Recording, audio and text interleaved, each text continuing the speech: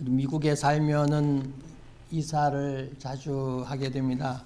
보통 사람들이 언제 이사를 많이 하죠? 미국은 렌트를 많이 살기 때문에 대개 한 달로 계산을 하면은 주로 중간에 보다는 주로 이제 한 달로 끝나고 달로 시작을 하니까 대개 이사를 월 말에 많이 하는 것 같습니다. 아니면은 또 월 초.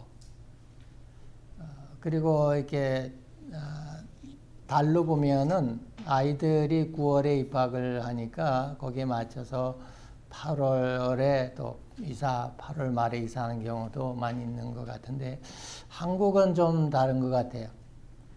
요즘 뭐 잘 모르지만 옛날에 보면은 한국에서는 이사하는 날이 9일, 10일, 19일, 20일, 29일, 30일 음력으로. 그 왜 그렇게 하죠? 손 없는 날. 한국 사람들은 손 있는 날, 그래서 내가 있는 여기 중심으로 어느 쪽을 가느냐, 방향을. 그래서 손 있다, 없다, 이렇게 얘기하는 거예요. 그러니까 1일을 하고 2일, 또 11일, 12일, 21일, 22일은 동쪽. 동쪽으로 이사를 가면은 안 좋다는 거예요. 그리고 또 3일하고 4일, 또 13일, 14, 23, 24일은 남쪽으로 가면 안 된다는 거예요. 내가 지금 여기 있는데 이사 방향이 남쪽이다. 그러면은 3일, 4일, 13, 14 이러는 손이 있어서 안 된다는 거예요. 그 다음에 뭐 5일, 6일은 서쪽, 북쪽은 뭐 7일, 8일 뭐 이렇게 하잖아요. 이거 뭐 근거 있는 얘기예요? 이건 미신이라 이렇게 말합니다. 미신. 우리가 뭘 미신이라고 말하죠?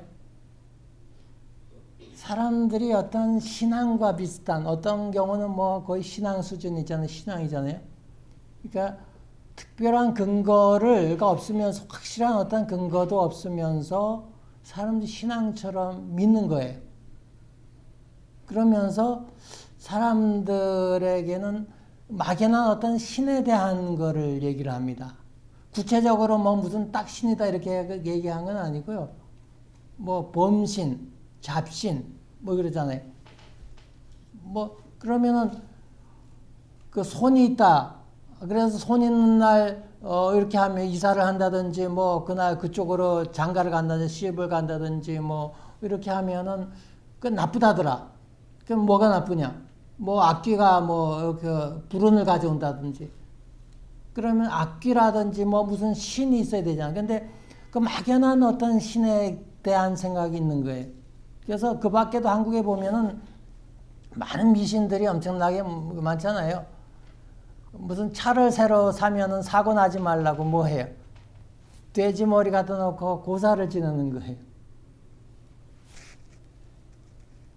우리가 뭐 그냥 뭐 믿든가 말든가 그렇게 우리는 듣고 보고 그런 거 많이 그 미신적인 요소가 굉장히 많은 것을 봅니다. 뭐 밤에 손톱을 깎지 말라든지 뭐 또 우리가 숫자도 보면은 4는 안 좋다는 거예요. 죽을 4자. 그래서 그 엘리베이터에 4를 안 쓰고 그냥 F자를 쓴다든지 뭐 이렇게 써놓는 거예요. 4자를 안 쓰는 거지. 미국 사람들은 금요일과 13일이 겹치는 날이 불운의 날이라 그래가지고 이것도 미신이잖아요. 이 사전에는 과학적인 근거 없이 맹목적으로 어떤 갖는 믿음이나 신앙 이것을 미신이라 이렇게 한다고 정의를 해놓고 있는데 우리가 어떤 확실한 어떤 신앙, 어떤 근거에 의한 그런 믿음이 아니고 그냥 막연한 이런 어떤 것들을 가지고 마치 그게 사실로 다가올 것처럼 그렇게 갖는 것을 우리는 미신이라 그렇게 말하는 겁니다. 근데 사람들이 왜 미신에 빠지냐 하면요. 사람들은 행복을 좋아하고 복을 좋아합니다. 잘 되는 걸 좋아해요. 사람들이 안 된다고 하는 거, 불행해진다고 하는 거, 이런 것들은 싫어하는 겁니다. 그래서 이 미신에 보면은요, 미신을 믿는 이거 보면은 복이냐, 저주냐, 길조냐, 흉조냐, 길조냐, 흉조냐, 좋은 일이 일어나냐, 나쁜 일이 일어나냐. 그래서 좋은 일만 생기고 나쁜 일이 생기지 않도록 또 그것을 예방하기 위해서 구슬하는 겁니다. 그리고 사람과 사람 사이에 그런 어떤 나쁜 관계를 또 무슨 살이 끼었다, 뭐 살풀이를 한다, 뭐 이렇게 하잖아요. 그 다음에 사람들이 점쟁이를 찾아가서 점을 보는 거 왜 그래? 미래에 대해서, 불확실한 미래에 대해서 내가 좀 좋은 쪽으로 이렇게 지금에 결정할 수 있는 건 뭐가 없을까? 그래서 만약에 내 앞에 놓인 불행이 그걸 미리 사전에 좀 방지하거나 피할 수 있는 일은 없을까? 그래서 사람들은 점쟁이를 찾아가잖아요. 그래서 사주를 보고 뭐 관상을 보고 어떤 나에게 운명적으로 좋지 않은 것들을 미리 발견해서 그것을 사전에 막겠다 해서 무슨 부적을 붙인다든지 뭐 그런 거 많이 하잖아요. 이런 것들을 미신 또는 샤머니즘, 어떤 사람이 이걸 토속신앙 뭐 이렇게도 말합니다. 그런데 참신앙은 뭐예요? 우리가 믿는 참신앙은 하나님이 확실합니다. 창조주 하나님, 살아계신 하나님, 역사의 하나님. 그런데 미신을 믿는 사람들은 뭐 천지신명이요. 천지신명. 하늘에 있는 뭐 이렇게 보이지 않는 뭐 하여튼 무슨 신을 말하는 거겠죠. 그 다음에 산신령, 또 산에 있는 신. 그 다음에 삼신할머니, 뭐 바다신, 뭐 무슨 신, 뭐 또 귀신, 뭐 조상신, 이런 잡신들, 그건 다 하나님의 창조의 물에 불과한 거예요. 또 어떤 거는 존재하지도 않는 사람이 만들어 놓은 그런 상상 속의 존재의 신이라는 거죠.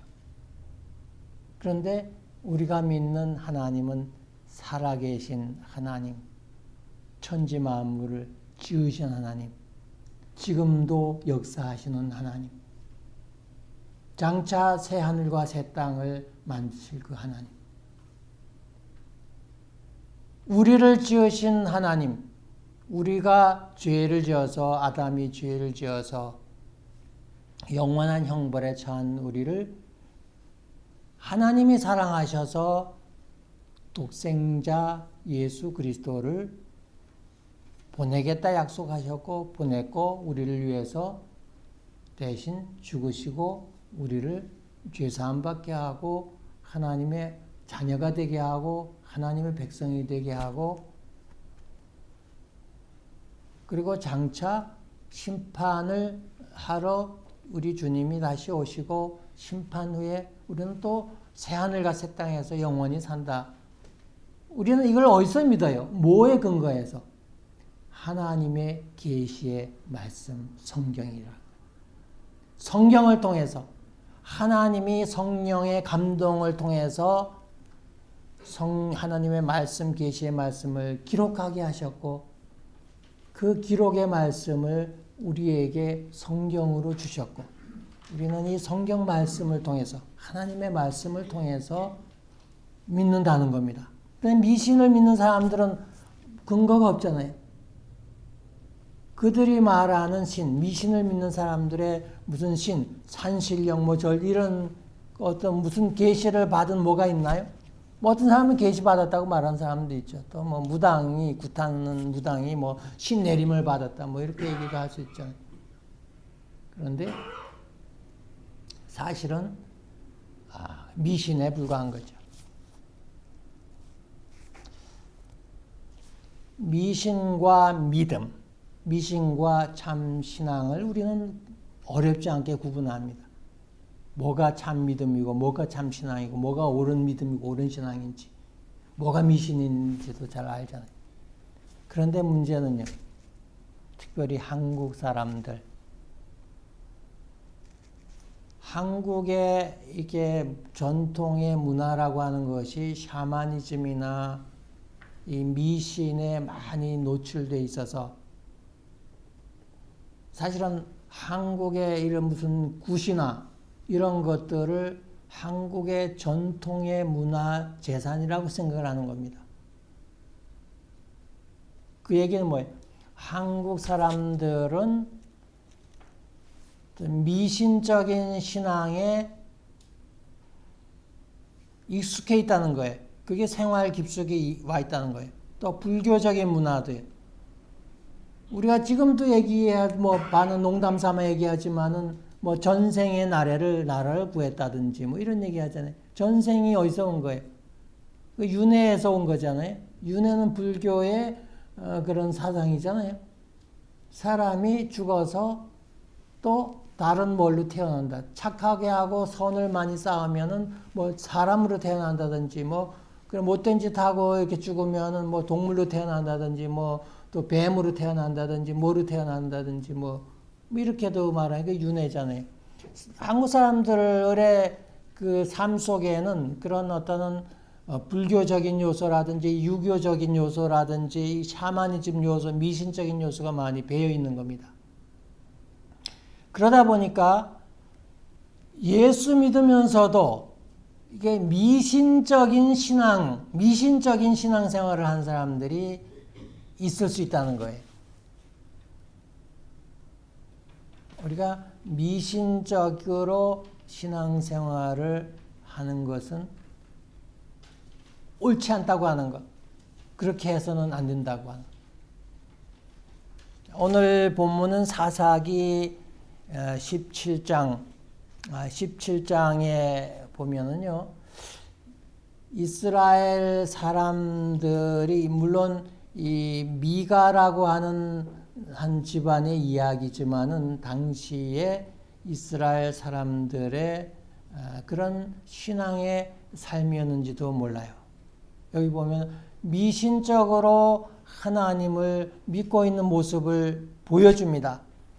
에브라임 산지에 미가라 이름하는 사람이 있더니, 에브라임 산지, 그 이스라엘의 한 북쪽 정도 됩니다. 그 위에는 므낫세가 있고 그 밑에는 베냐민이 있고 또 그 옆에는 단 지파가 있고 그 사이에 산지에 해당하는 에브라임 지파가 땅을 차지하고 있었는데, 그 에브라임의 지파가 점령하고 있던 산지 마을에 한 미가라고 하는 이 사람이 있었고, 그의 어머니의 이름은 나오지 않지만은 그 어머니가 은 1,100을 잃어버렸다, 분실했다는 겁니다.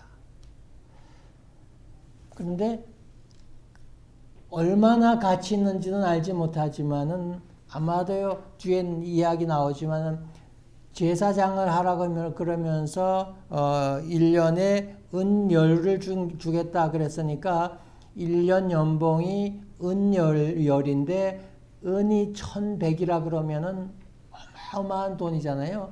근데 이 돈을 잃어버린 겁니다. 돈을 잃어버리고 나니까 그 엄마가 열받아가지고 2절에 보면은 어머니께서 은 1,100을 잃어버리셨으므로 저주하시고 내 귀에도 말씀하셨더니, 저주를 한 겁니다. 어떤 저주였을까요? 우리가 가끔 저주하잖아요. 뭐라고 저주해? 육실할 어쩌고저쩌고 하면 그러면 손발이 다 잘리는 거잖아요. 아주 무시한 거죠. 또 호랑이에게나 확 물려가라, 이런 욕도 합니다. 귀신에게 잡혀가라, 이런 욕도 하는 거예요. 저주잖아요. 그래서 확 나가서 어떻게 해라, 이런 욕도 저주하잖아요. 이 어머니가 은 1,100을 잃어버렸어. 이건 누가 훔쳐갔는지 저주를 내리잖아요.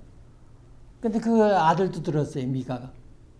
근데 아들이 자기가 훔쳐갔거든요. 그래서 어머니에게 말하는 거예요. 보소서, 그 은이 내게 있나이다. 내가 그것을 가졌나이다. 어머니는 자기 아들한테 저주한 게 되잖아요. 그러니까 얼른 이제 태도를 싹 바꾸는 겁니다. 아들이 훔쳐갔으니까. 그러면서 그의 어머니가 이르되 내 아들이 여호와께 복받기를 원하노라. 이제는 아들에 대해서 축복을 합니다. 방금 전에는 이 누가 훔쳐갔는지 막 저주를 하다가 아들이 훔쳐갔다 그러니까 이제는 아들에 대한 축복을 합니다. 아들에 대한 사랑도 마찬가지 부모의 마음이. 그러면 참 이 신앙이 있어 보이죠. 이 미가의 어머니가 아들을 하나님의 축복을 받는 내 아들이 여호와께 복받기를 원하노라. 그런데 그 다음이 문제예요. 3절에 보면요. 미가가 은 1,100을 그의 어머니에게 도로 주매 그의 어머니가 이르되 내가 내 아들을 위하여 한 신상을 새기며 한 신상을 부어 만들기 위해 내 손에 이 은을 여호와께 거룩히 드리노라. 자, 이거 말이 참 이상하죠? 여호와 하나님을 섬긴다 그러고 하나님께 복을 받기를 소원하고 기도했는데 신상을 만들어요. 우상을 만들어. 그리고 어떻게 해요? 그 우상을 만들 돈을 하나님께 드린다고 하는 여호와께 거룩히 드리리라. 그리고 4절에 보면요.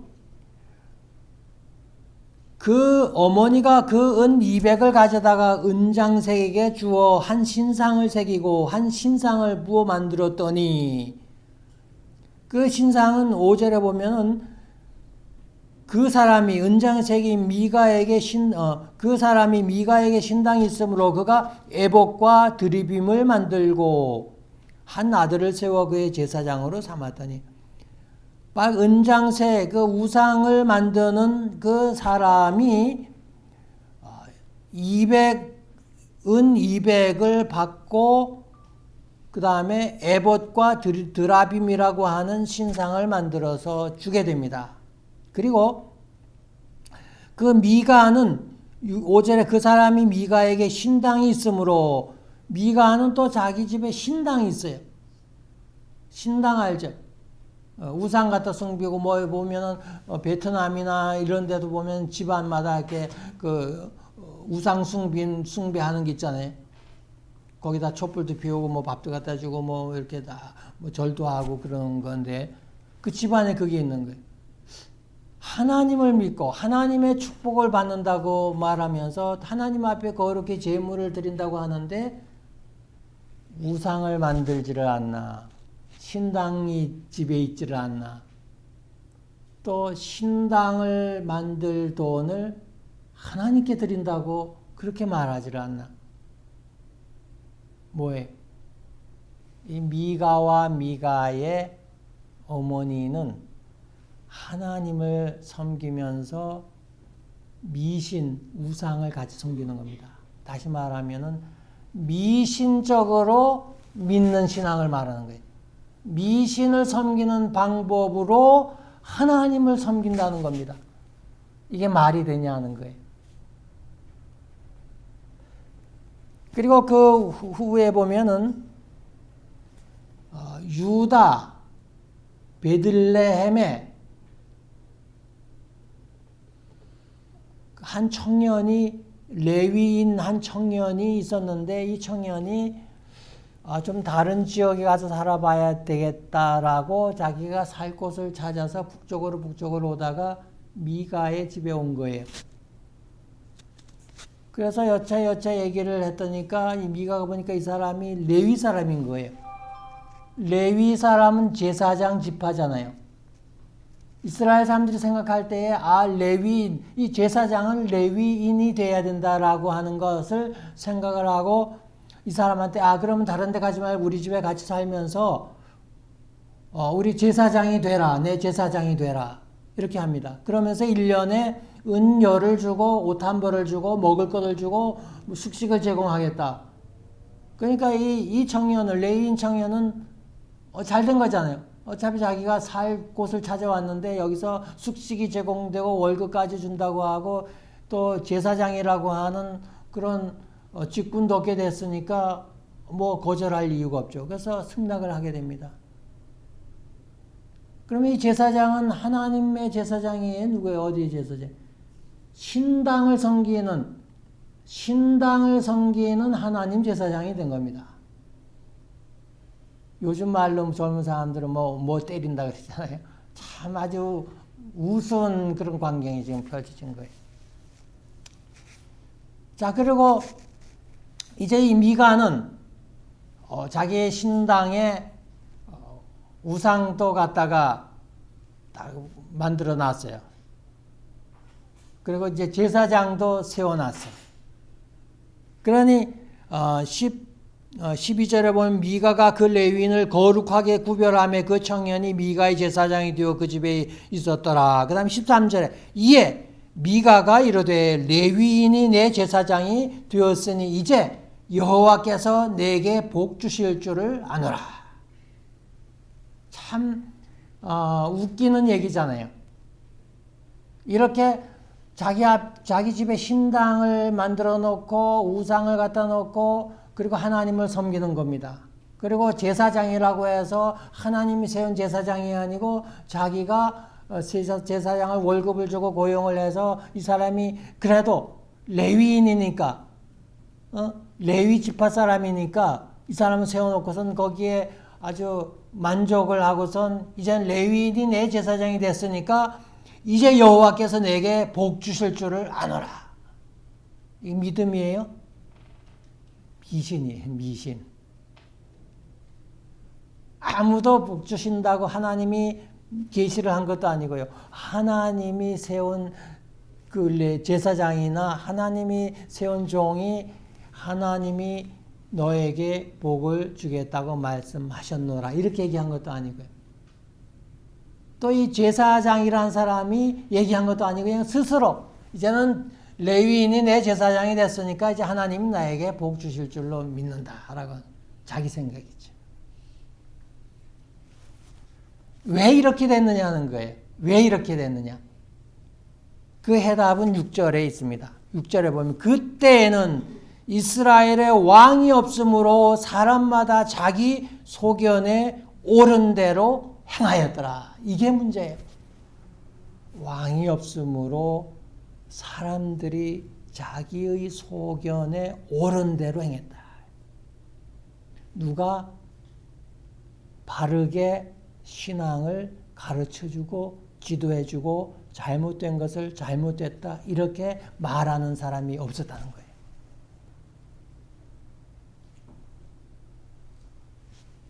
이스라엘 백성이 애굽에서 나올 때 그들의 믿음이 있었냐? 없었어요.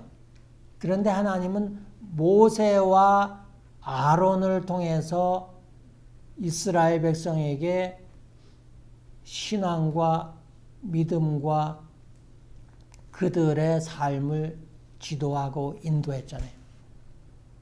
이스라엘 사람들이 믿음이 뭔지 신앙이 뭔지 하나님을 어떻게 섬기는지 심지어 하나님조차도 몰랐어요.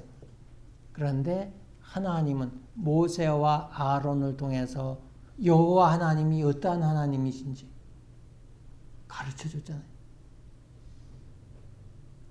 그들이 신앙이 없고 그거를 신앙을 받아들이지 못했던 사람들은 다 광야에서 죽었어요. 하나님을 바르게 알고 믿고 믿겠다고 다짐했던 그런 사람들만 가나안으로 들어갔잖아요. 가나안에 들어갈 때 누구의 인도를 봤어요? 모세의 후계자 여호수아 그리고 갈렙.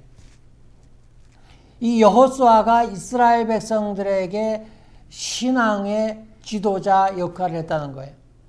이제 요단강을 건널 때에 아직도 미신 같은 신앙을 섬긴다든지 하나님을 제대로 믿지 않는 사람들을 향해서 아주 간곡하게 확실하게 말하는 거예요.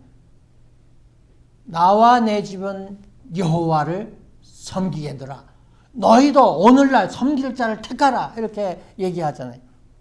그래서 요단강 동편에 그들이 머물러 있으면서 그들이 하나님을 섬긴다고 하면서도 우상을 섬겼던 그런 사람들을 그 신을 계속 섬기든지 아니면 나와 함께 요단강을 건너 가나안에 가서 여호와 하나님을 섬기든지 오늘 택하라. 가나안에 들어갈 때에 결국 이스라엘 백성들의 신앙의 지도자는 누구였느냐? 여호수아였고, 그리고 제사장 아론이 죽은 후에 또 제사장들을 또 세웠다고 하는 겁니다. 여호수아가 죽고 났어요. 그 다음에는 지도자가 없잖아요. 그래서 세운 지도자가 사사라고 하는 겁니다. 사사기가 바로 사사들에 대한 활동을 기록해 놓은 성경입니다. 이 사사들 12명의 사사들이 있었는데 마지막 사사가 누구냐? 삼손입니다. 삼손이 죽고 나서는 사사를 하나님이 세우지 않았어요. 요 공백기에 이스라엘 사람들은 그들을 지도해줄 신앙적으로나 또한 정치적으로나 그들을 지도해줄 왕이 없었다. 그러니까 사람들은 뭐예요? 자기 소견대로, 자기 생각대로, 자기가 옳다라고 하는 대로 행동하는 겁니다. 자기가 옳다고 생각하는 대로 믿는 거예요. 자기 딴에는 하나님을 믿지만은 이 우상을 갖다가 놓고 하는 게 그게 잘못됐다고 생각을 안 하는 거예요. 하나님이 주신 말씀과 계명 이런 것들을 가르쳐 주지 않아서 몰랐던 거예요. 십계명만 얘기를 들어도 알 텐데 우상을 섬기지 말고 만들지도 말라고 하는 거예요. 걔네 모르니까.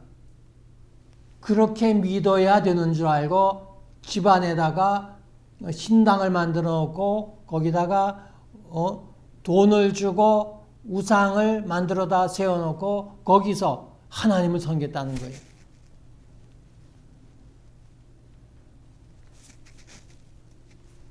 오늘 우리도 보이지 않게 미신적으로 믿는 신앙이 있을지 몰라요. 내 신앙이, 나의 신앙이 미신적으로.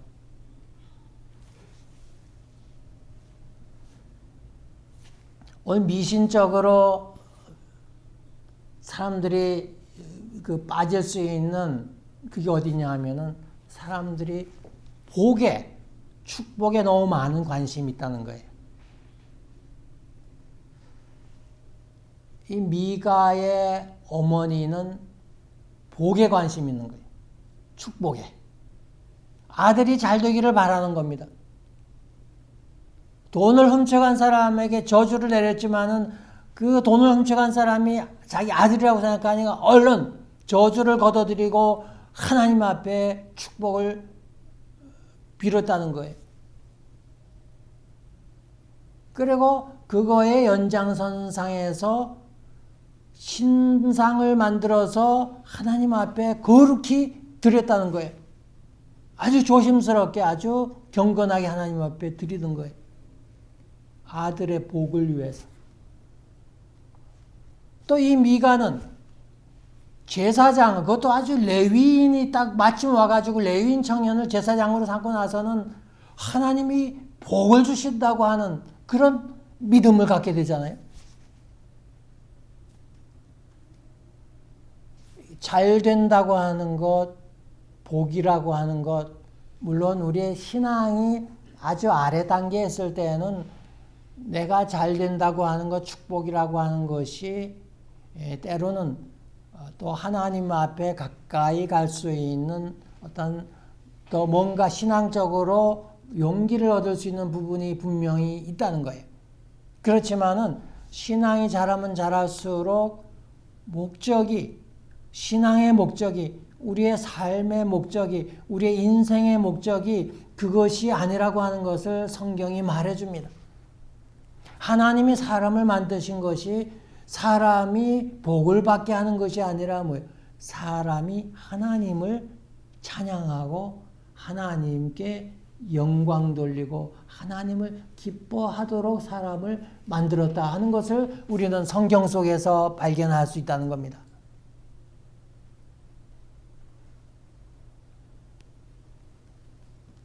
하나님이 중심이 되고 하나님의 영광, 하나님을 위해서 내가 살아야 된다고 하는 것을 알게 되고 깨닫게 되고 믿게 될 때에는 신앙이 성숙을 합니다. 그런데 모든 것이 나 중심으로 내가 잘 되고 내가 축복받고 내 자식이 잘 되고 내 부모가 잘 되고 내 형제가 잘 되고 내 집안이 잘 되는 거에만 필이 꽂혀 있으면은요, 하나님의 영광이니 하나님을 위해서 죽는다느니 먹든지 마시든지 하나님의 영광을 위해서 한다더니 사나 죽으나 내가 주의 것이라고 한다고 하는 이 사실을 받아들이지 못하는 거예요. 목사님들도 많은 유혹이 있습니다. 연약한 성도들에게 좋은 말, 축복의 말, 잘 된다고 하는 말만 자꾸 얘기하고 싶은 거예요. 그래서 어쩌면 성도들의 신앙이 자라지 않는지 모릅니다. 신명기 28장에는 축복에 대한 얘기가 많이 나와 있습니다.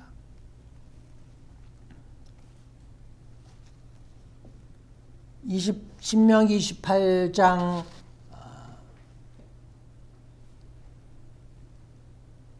3절에는 성읍에도 복을 받고 들에도 복을 받을 것이며 내 몸의 자녀와 내 토지의 소산과 내 짐승의 새끼와 소와 양의 새끼가 복을 받을 것이며 내 광주리와 떡 반죽 그릇이 복을 받을 것이며 내가 들어와도 복을 받고 나가도 복을 받을 것이다. 이렇게 얘기하면 다 아멘합니다. 그렇죠? 그 다음에 신명기 28장 13절에 보면은 여호와께서 너를 머리가 되고 꼬리가 되지 않게 하시며 위에만 있고 아래에 있지 않게 하시리니, 이 말씀을 하시고 이 축복 기도를 해주면 사람들이 다 아멘 아멘 하는 거예요. 그런데 신명기 28장의 내용은 이게 포인트가 아니에요. 뭐가 포인트냐? 신명기 28장 1절에는 내가 내 하나님 여호와의 말씀을 삼가 듣고 내가 오늘 네게 명령하는 그의 모든 명령을 지켜 행하면 이런 복을 주겠다는 거예요. 하나님을 믿고 하나님의 말씀과 명령을 지키고 따라 행하면은 그런 복을 주겠다. 그러면 어떻게 얘기를 해줘야지 더 바른 얘기 같아요? 축복의 얘기를 강조하는 것이 아니고 그 앞에 나와 있는 내 하나님 여호와의 명령과 말씀을 지켜 순종하고 행하라. 그러면은 많은 축복이 따라옵니다. 이렇게 얘기를 해야 되는 거죠. 그런데 그 앞에 건 얘기 안 하고 복만 얘기하면은 아멘 하는 거예요. 이거 뭐예요? 미신하고 똑같은 거예요.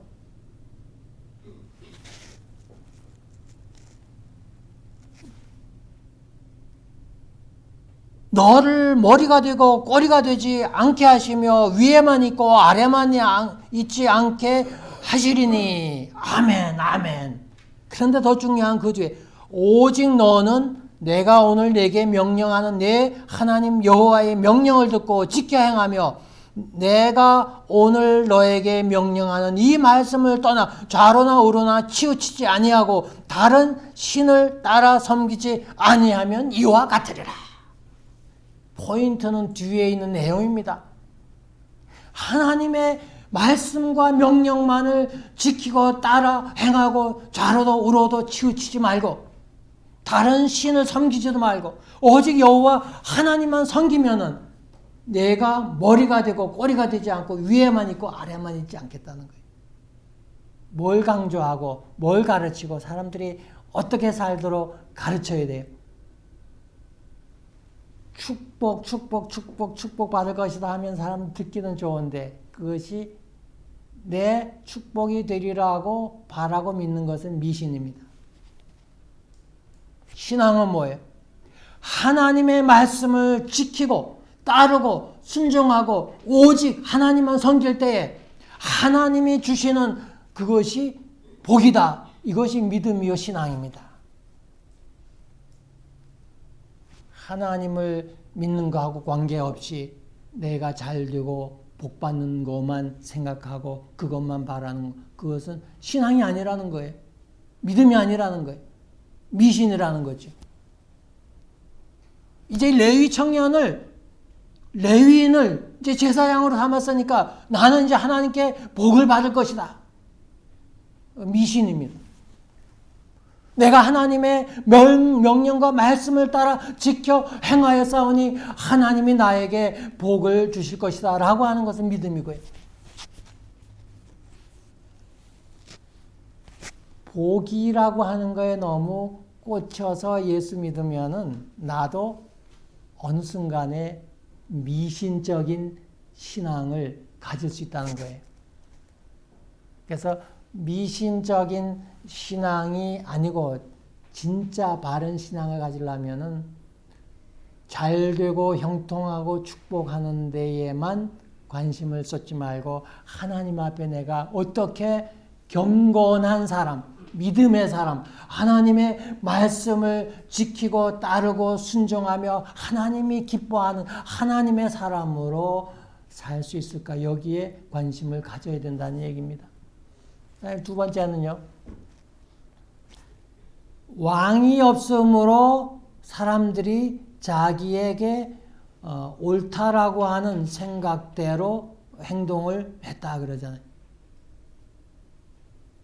나의 믿음과 신앙을 지도해 줄 나의 왕이 누구냐 하는 거예요. 최고의 결정권자가 누구냐는 거예요. 나의 삶과 믿음에 있어서 최고의 결정권자가 누구냐? 최고의 결정권자가 바로 뭐예요? 하나님이잖아요. 하나님이 되어야 되잖아요. 왕인데 그 왕이 누구예요? 바른 믿음을 가진 사람들은 하나님을 왕으로 생각하는 사람입니다. 우리가 믿음의 사람 하면은 다윗이 많이 생각나잖아요. 왜냐하면은 그의 삶 속에서 파란만장한 그의 삶, 아주 가난한 사람에서 아주 부한 사람, 아주 천한 목동에서부터 왕이 되는 그런 과정 가운데서 믿음의 많은 역사들이 있었고 고백들이 있었고 증거들이 있었는데 그걸 마침 또 기록으로 많이 남겼다는 거예요. 시편에 보면 다윗의 기록들이 많고요. 그 다음에 다른 역사서에 보면 뭐 사무엘서라든지 역대서라든지 이런 데 보면 또 다윗에 관한 많은 기록들이 있잖아요. 그래서 우리는 믿음의 사람 하면 다윗에 대해서 많이 알고 있게 되고 인포메이션이 많은 거예요. 다윗은 시편 5편 2절에 보면 나의 왕 나의 하나님이여 내가 부르짖는 소리를 들으소서 내가 주께 기도하나이다. 왕인데 자기가 왕인데 그런데 하나님을 일컬어서 나의 왕 하나님이여. 왕인 자기가 하나님을 왕으로 모신 겁니다. 자기가 왕이 아니야. 하나님이 왕이야. 시편 145편에도요. 왕이신 나의 하나님이여 내가 주를 높이고 영원히 주의 이름을 송축하리이다. 다윗의 고백이에요. 왕인 다윗이 하나님을 왕이신 나의 하나님 내가 주를 높이고 영원히 주의 이름을 송축하리라. 그래서요. 다윗은 전쟁에 나갈 때에 하나님께 물었던 겁니다. 사무엘하 2장 1절에 보면은 다윗이 여호와께 여쭈어 아뢰되 내가 유다 한 성읍으로 올라가리까? 여호와께서 이르되 올라가라. 다윗이 이르되 어디로 가리까? 하나님께서 헤브론으로 갈지니라.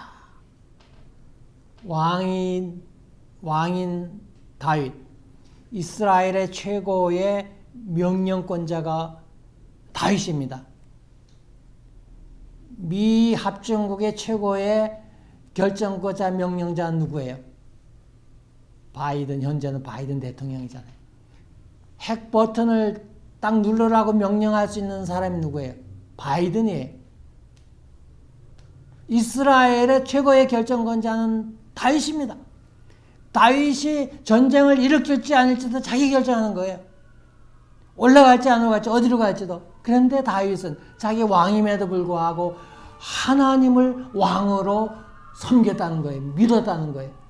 그래서 나의 왕 하나님이여 그렇게 고백을 하면서 이제 전쟁을 일으킬 때에 하나님께 여쭈었다는 거예요. 다윗이 여호와께 여쭈어 내가 유다 한 성읍으로 올라갈까요? 가라. 어디로 갈까요? 헤브론으로 가라. 블레셋과의 전투에 앞서서도 똑같이 했어요. 역대상 14장 10절에 다윗이 하나님께 물어 이르되 내가 블레셋 사람들을 치러 올라가리까? 하나님께 물은 거예요. 주께서 그들을 내 손에 넘기시겠나이까? 하나님께 물은 거예요. 여호와께서 그에게 이르시되 올라가라. 내가 그들을 내 손에 넘기리라.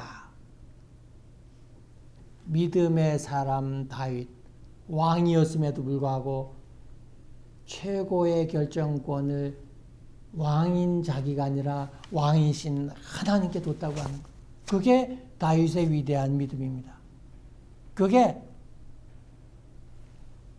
자기의 소견대로 믿는 신앙, 그로 인해서 미신적으로 하나님을 섬기는 그런 아주 이상한 신앙, 잘못된 신앙을 가지지 않고 하나님 앞에 바른 믿음을 가질 수 있었던 요인입니다. 오늘 나의 왕이 누구냐는 거예요. 내가 믿으면서 나에게 최고의 결정권자가 누구냐? 우리는 여호와 하나님이어야 된다고.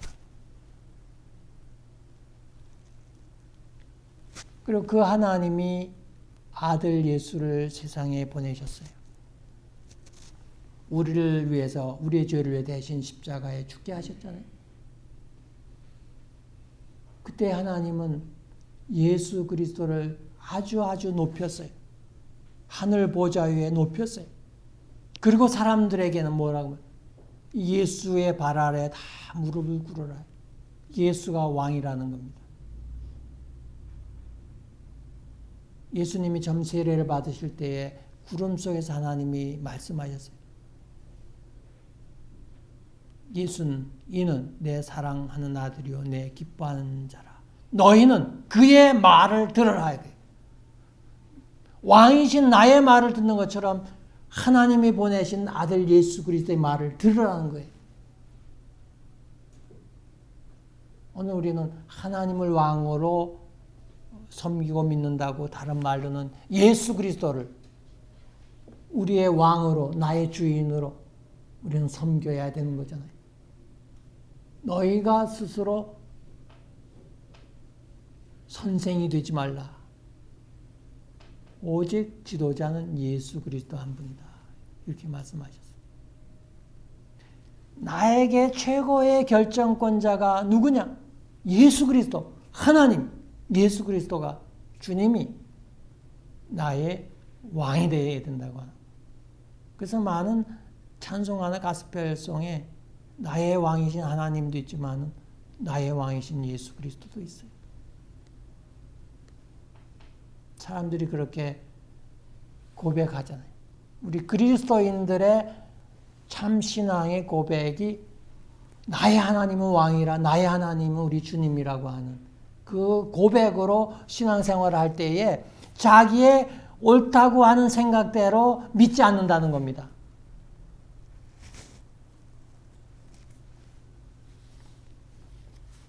사도 바울은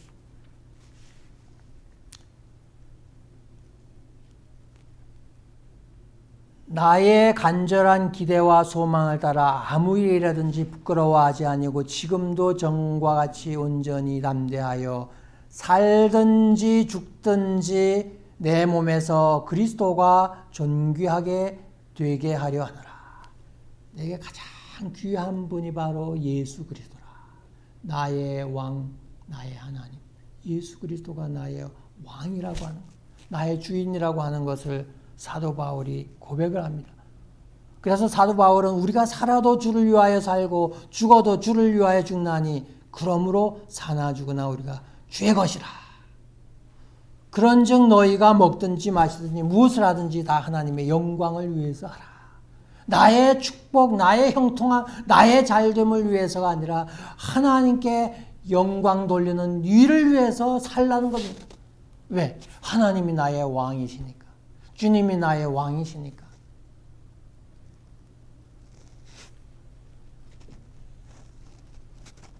야고보 기자는 또 이런 고백을 합니다. 주의 뜻이면 우리가 살기도 하고 이것이나 저것을 하리라. 내 생각대로 내 소신대로 내가 옳다고 생각한 대로 하는 사람들은 내 뜻대로 내 생각대로 모든 것들을 다 처리하지만은 하나님을 왕으로 주님을 왕으로 생각하는 사람은 주님의 뜻이면은 이것도 하고 저것도 하고 주님의 뜻이 아니면은 이것도 안 하고 저것도 안 한다.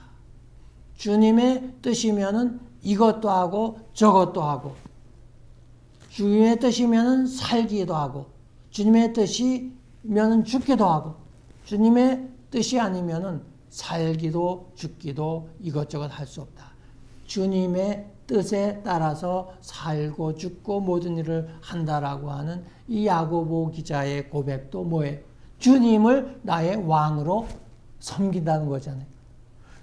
오직 하나님 주님을 나의 왕으로 섬길 때에 이 미가의 집안처럼 이스라엘 백성들처럼 미신적으로 하나님을 믿지 않는 바른 신앙을 가질 수 있다는 거예요. 시간이 많이 지났기 때문에 한 가지만 더 이야기할게요. 거짓 제사장을 조심해야 되는 거예요.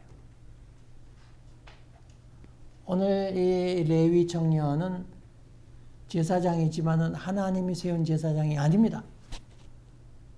미가가 돈 주고 고용한 제사장이에요.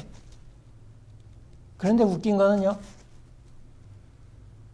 단지파 사람들이 우리가 단지파 또 똑같이 땅을 분배해 줬는데 그 가나안 사람들을 쫓아내지를 못했어요. 그래서 사실은 땅은 분배해 줬지만은 점령을 하지 못한 거란 말이에요. 그래서 오히려 좋은 자기가 점령할 땅을 막 그 여기에 흩어져 있던 단지파 사람들이 이제는 자기네가 살 수 있는 땅을 찾아야 되겠다 하고선 북쪽의 에브라임이나 그쪽에는 좀 산지니까 뭐 전쟁도 없고 하니까 자기 그 에브라임이나 므낫세가 살고 있는 그 땅을 좀 가서 좀 거기 가서 거주해야 되겠다 이렇게 생각을 하고 5사람을 정탐꾼을 보내는데 그 사람이 미가의 집에 온 거예요. 미가의 집에 와서 자면서 이렇게 얘기하다가 그 레위 제사장도 만나게 되고 그리고 나중에 레위 제사장을 꼬셔가지고 자기네 제사장으로 삼습니다. 야, 여기 한 집안의 제사장보다는 우리 한 지파의 제사장이 낫지 않겠냐? 들으니까 그렇듯하잖아요. 이 청년, 레위 청년이 이 미가의 제사장은 그래서 단지파의 제사장이 됩니다. 그러면서 이제 묻는 거예요. 이 사람들이 이 레위 제사장한테, 제사장 청년한테 그 사사기 18장 5절에 보면은 그들이 그에게 이르되 청컨대 우리를 위하여 하나님께 물어보아서 우리가 가는 길이 형통할는지 우리에게 알게 하라. 그 제사장이 그들에게 이르되 평안히 가라. 너희가 가는 길은 여호와 앞에 있느니라. 누구 말이에요? 이 제사장이 자기 생각이죠. 하나님이 언제 하나님 앞에 물어보지도 않고 자기가 잘 될 거야. 이 사람들은 궁금하잖아요. 자기가 지금 그 정탐할 곳을 찾으러 올라가는데 이것이 그냥 평안한 길이 될지 안 될지 잘 모르잖아요. 또 좋은 곳을 찾게 될지 안 될지. 그러니까 그거 물은 거죠. 우리의 가는 길이 평안할지 아닐지 아니면 거기에 무슨 불행이 있을지 마치 전보로 가는 거하고 똑같은 거잖아요. 근데 이 사람은 이 레위 제사장이라는 사람은 그러면 하나님 앞에 기도하고 묻고 마치 기도원이 하나님의 뜻인지 물었을 때 양털을 가지고 했잖아요. 이 양털만 마르지 않고 다른 데는 다 이슬이 오게 하세요. 그렇게 해줬잖아요. 그래도 더 확신하기 위해서 이번 반대로 하잖아요. 양털에만 이슬이 오고 다른 데는 이슬이 안 오게. 하나님 그렇게 해주잖아요. 이렇게 물어야 되잖아요. 근데 이 사람은 하나님 앞에 물어보라고 얘기하니까 이 사람 묻지도 않고 그래 잘 될 거야. 형통할 거야. 가. 그렇게 얘기를 하잖아요. 사람들이 내일의 운수가 궁금해가지고 점쟁이를 찾아가면 점쟁이가 뭐 복채 받고선 뭐 그냥 마치 다 아는 것처럼 잘 된다 이렇게 얘기하잖아요. 똑같은 거죠. 그런데 만약에 목회자라고 하는 사람이 이 레위 제사장 같은 사람이 있다면 어떻게 될까요? 피해야 된다.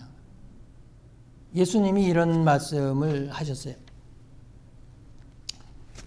마태복음 24장 24절을 보면 거짓 그리스도들과 거짓 선지자들이 일어나 큰 표적과 기사를 보여 할 수만 있으면 택하신 자들도 미혹하리라.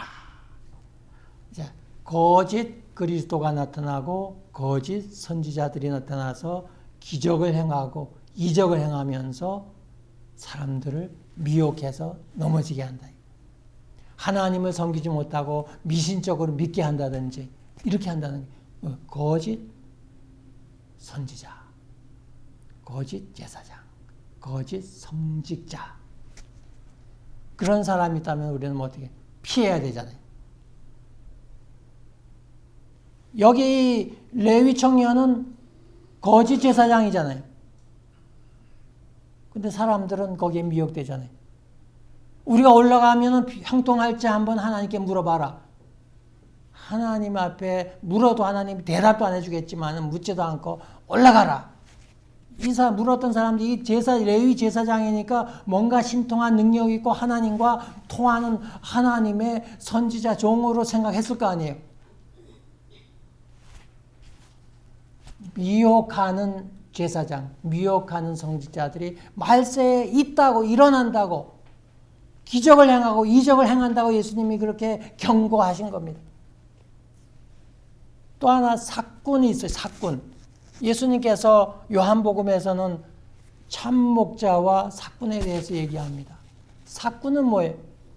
삭을 받는 것. 뭐예요? 돈 받는 직업인잖아요. 종교 직업인. 하나님이 보낸, 하나님이 세운 주의 종이 아니라 돈을 받고 하는 직업쟁이란. 이 레위 청년은, 레위 제사장은 사꾼입니다.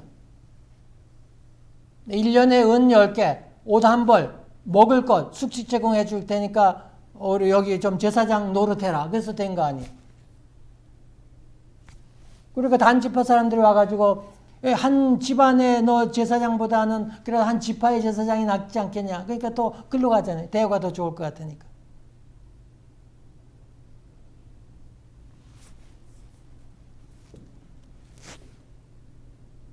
오늘 우리가 신앙생활을 하면서 목사라고 하는 많은 사람들이 다 하나님이 세운 신실한 목사라고 이렇게 이야기할 수 없다. 모든 성지자들이 다 그렇지 않다는 거예요. 왜? 예수님이 말씀하셨잖아요.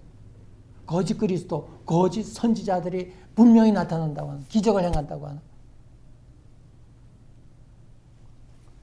제가 만약에 집사님이 나와보세요 하고서 제가 딱 뒤로 팍 넘어졌어요. 그러면 사람들이 뭐라 할까? 우리 목사님 능력이 있다 그러잖아요. 쓰러뜨려서 뭐 하게 해요? 근데 사람들이 쓰러뜨리면 거기에 와 하는 거예요. 저 사람이 저 능력 있는 주의 종인가 보다 하고. 성경은 뭐예요?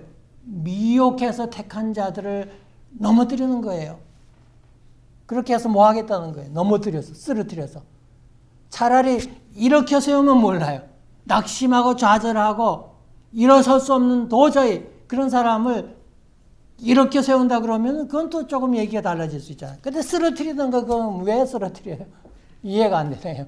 근데 사람들은 거기에 가서 아멘 아멘 하고 머리 뒤밀고 안수 받으려고 한다는 거예요.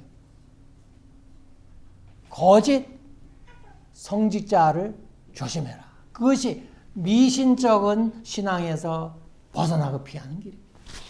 시간이 많이 지났기 때문에 제가 결론으로 말씀을 정리하자면 그런 거예요. 우리가 약하기 때문에, 인생이 약하기 때문에 잘 되기를 바라고 형통해 되기를 바라고 축복받기를 바랍니다. 그럼 내일이 무슨 일이 일어날지 우리는 모르잖아요. 그래서 미래에 대한 늘 불안이 있어요. 될 수 있으면 미래가, 내일이 형통케 되기를 다 바라는 소원이 있잖아요. 여기에 사단이 역사하는 거예요. 여기에 우리들이 약해지는 거예요. 그래서 축복한다, 복준다, 형통한다 하면 사람 눈이 번쩍 뜨는 거예요. 정말 하나님 앞에 믿음의 사람으로 하나님을 찬양하고 영광 돌리는 그러한 우리의 인생에 지음받은 목적대로 살려고 애쓰기보다는 이 땅에서의 평안함과 형통함과 복된 삶에 사람들이 관심을 많이 가지게 되고 거기에 생각이 치우치다 보니까 많은 것들을 잃어버린다. 믿음으로 사는 삶을 잃어버린 거예요. 하나님의 말씀 성경보다는 복받는 길에 더 관심이 많다는 거예요.